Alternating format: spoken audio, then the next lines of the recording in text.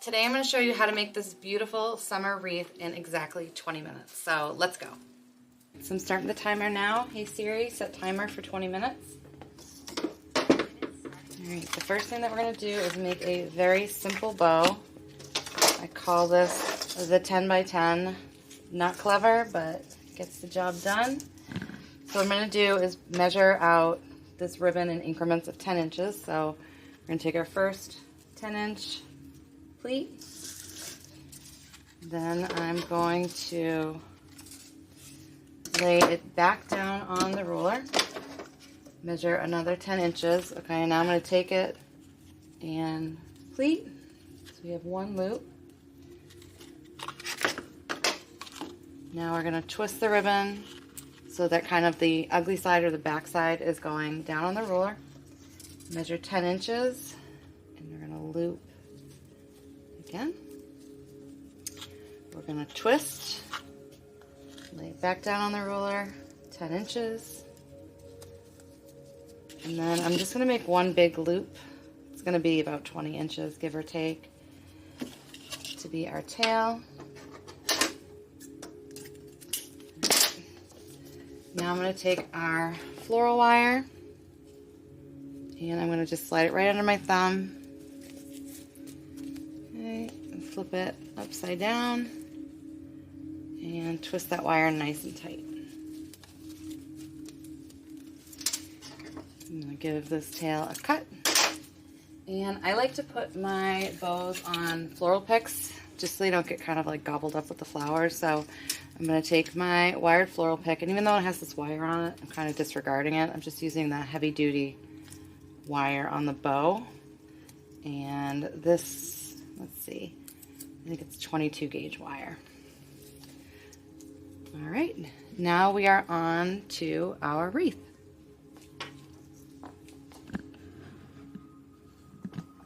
So the first thing that we're going to do is just kind of clean off if there's anything, that's excessively straying.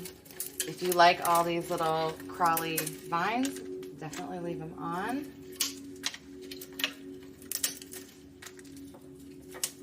Just like to give it a little bit of a trim.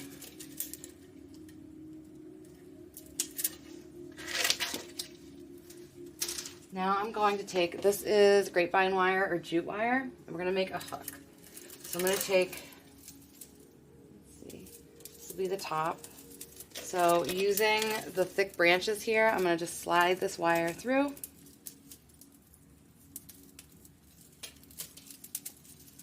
And then I'm going to just twist the ends. Okay, now I'm going to slide that underneath, and I'm just going to mark it with a bow. And I do this just so I can kind of find my North Star. It's also a nice guide if you are selling your wreaths and you want your clients to know, ideally, how it could be hung. Obviously, it's their discretion. All right, so we are going to start with our greenery. Kind of a foundation here. So starting in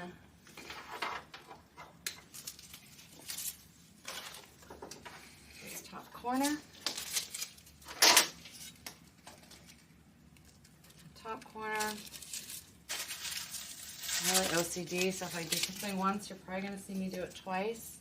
I'm going to go bottom corner and do one side to side. Another one, I'm giving it a little bend, side to side. And if glue falls on something, just let it dry. One, your skin is going to thank you for not scalding it. And then also, it's going to be easy to just kind of pull off. Right, now I'm going to put the second one up top. It's arched. So all of these materials are really malleable. So, you can just give them a little bend. They're not going to break. Here. And over to the side.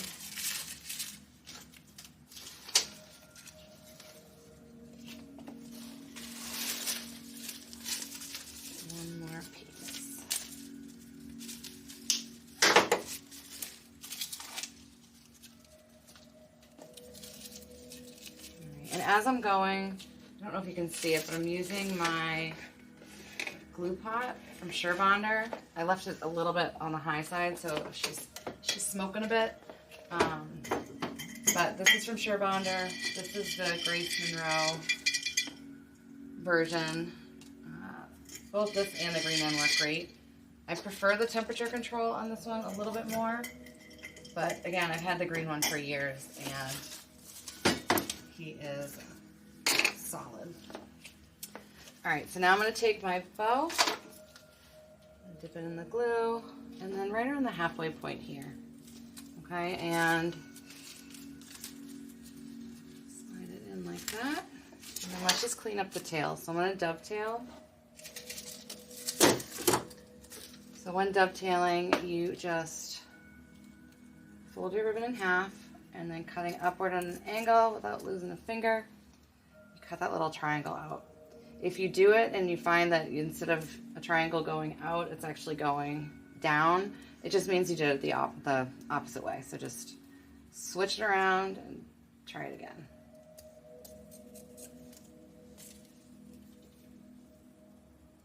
I've been waiting to use this ribbon. This ribbon is so cute, and it's very, very summer to me. I think it's going to go really nicely with the florals we're using. Even this out a little bit. All right, now we're going to go in with our flowers, starting with, we're going to use these peonies. Okay, these are off of Amazon. I'm not a huge, I'm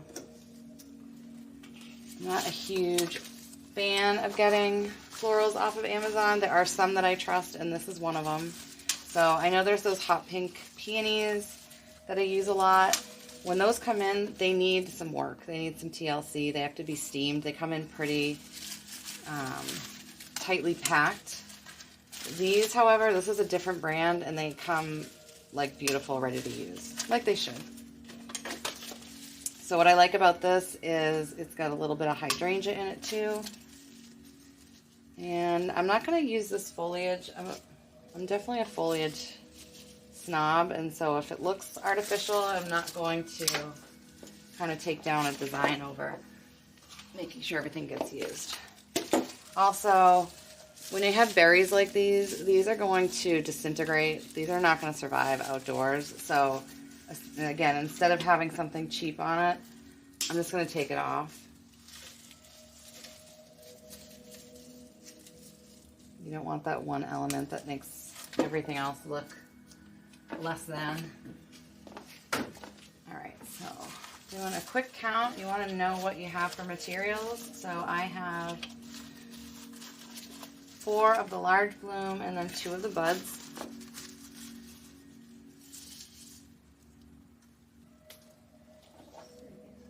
Start right here.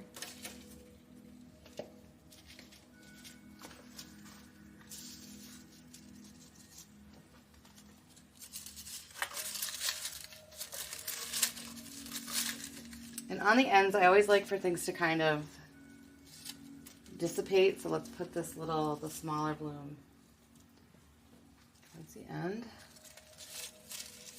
And now let's go and repeat that below. So obviously wreath making it's not a race.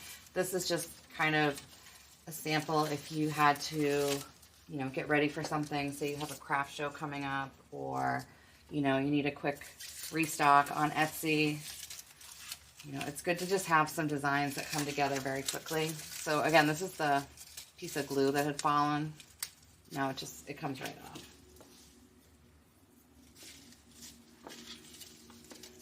Put our bud in here.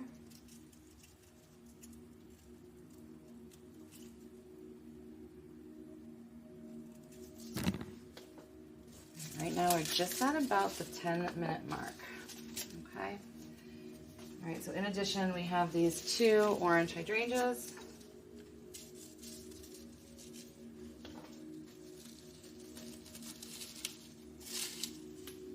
So I make a lot of crescent wreaths, which is this, it's like the half moon.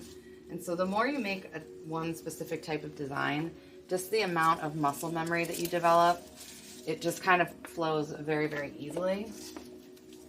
So while you want to mix it up, sometimes, again, if you're in like a time crunch or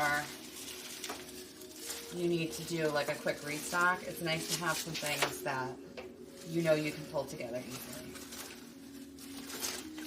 All right, now we're gonna come in with these gorgeous, these are berry hydrangeas. Okay, and we're gonna go again. So this is a design that I consider a pattern. So to me, I feel like once you start laying the flowers out, it's going to actually direct you where the next piece should go. All right, so right now I'm going in between the gaps in the orange flowers. I am like so crushing on this color combo, especially for summer, but we're gonna be doing some fun things with orange for fall too, so.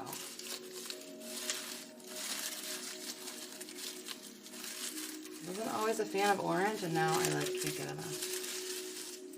Okay, now we're gonna repeat down below. So starting with the bow, I'm gonna put my first hydrangea in, and I'm gonna have it kind of angling down because we want it to kind of have a certain type of flow to it.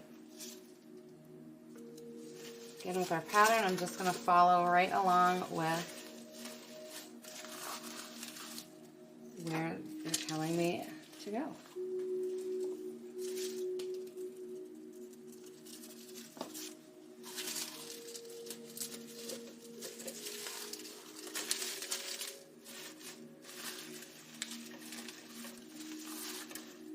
All right, now a fun element, since we are doing summer, is we're gonna use these, they're kumquats. I call them baby oranges, but I got a really good deal on these, and these are really good quality. Like you can hear that they've got a nice coating to them. So again, let's go where we have some, taking the tag off is always a nice touch to give it that natural look. So just do 2 of these guys.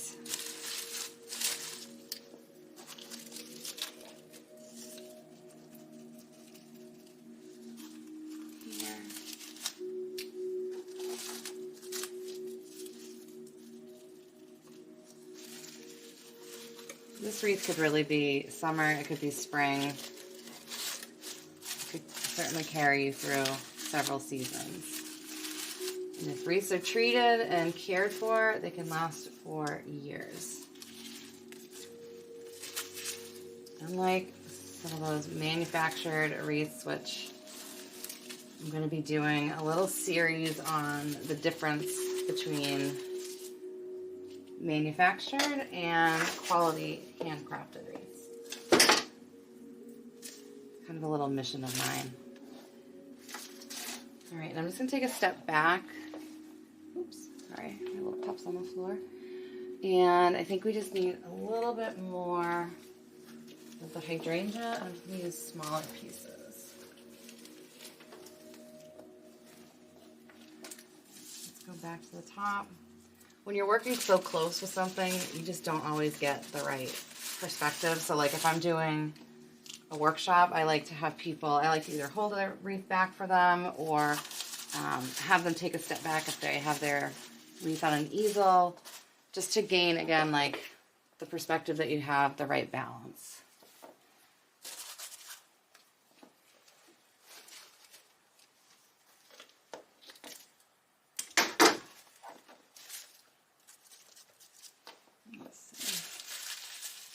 A little bit more pink. Got a lot of orange going on with the flowers and the fruits.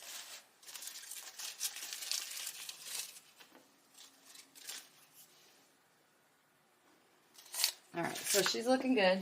Next, we're gonna go in with our greenery. Do a time check. We are at the 4-minute mark. So we're gonna be using some ruscus and mixed fern. This mixed fern is one of my favorites. I love the movement that it provides. I love the color. It's just very vibrant, very natural looking. You know, there are some nice quality plastic greenery out there. There's a lot that's not, but this happens to be one that's really, really beautiful to work with. And when doing designs, I like to try and have a minimum of 3 different types of greenery, just to add that bit of texture.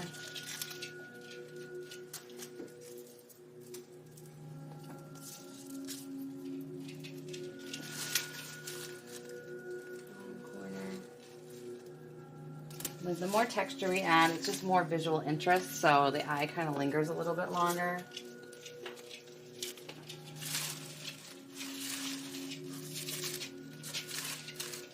Just like when you're at the museum, like certain paintings kind of like catch your interest, and you just have to really like kind of look at them for a few minutes just to process what it is that you're looking at and appreciate it.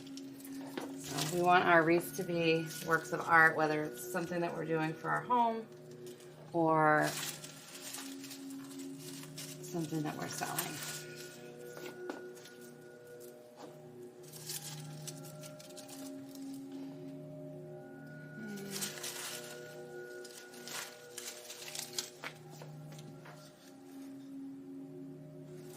And now we're going to go in with our ruscus. And actually, let me build this right here.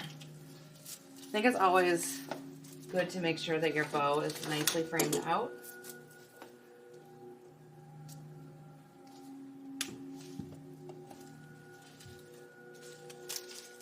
One piece here. One piece right underneath.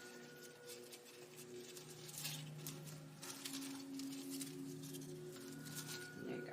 I want to keep it airy, so I don't want to overdo it.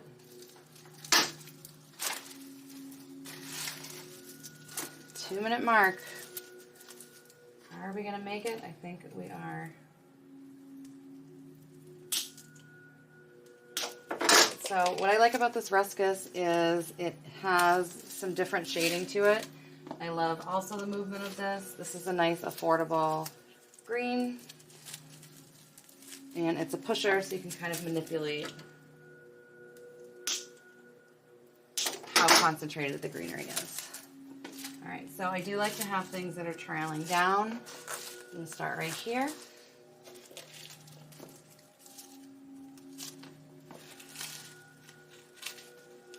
Just kind of giving it that, like, how things would grow in nature feel to me.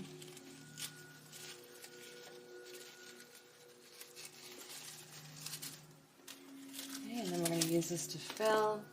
I like to have things that disrupt flowers being right on top of each other. So this is a great disruptor for that. And I also like to have something that trails off at the ends. So this is always a nice little touch.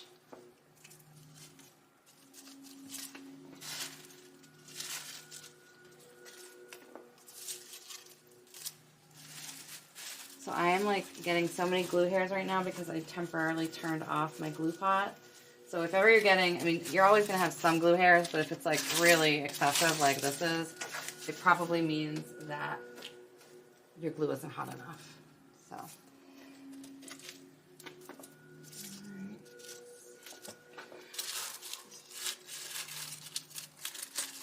All right.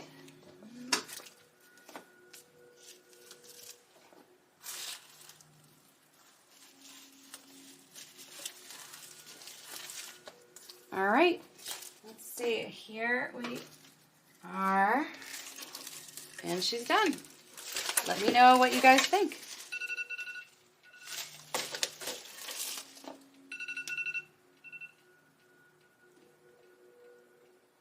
All right, and here is our final wreath. So if you enjoyed this video and want to watch more, please like and subscribe.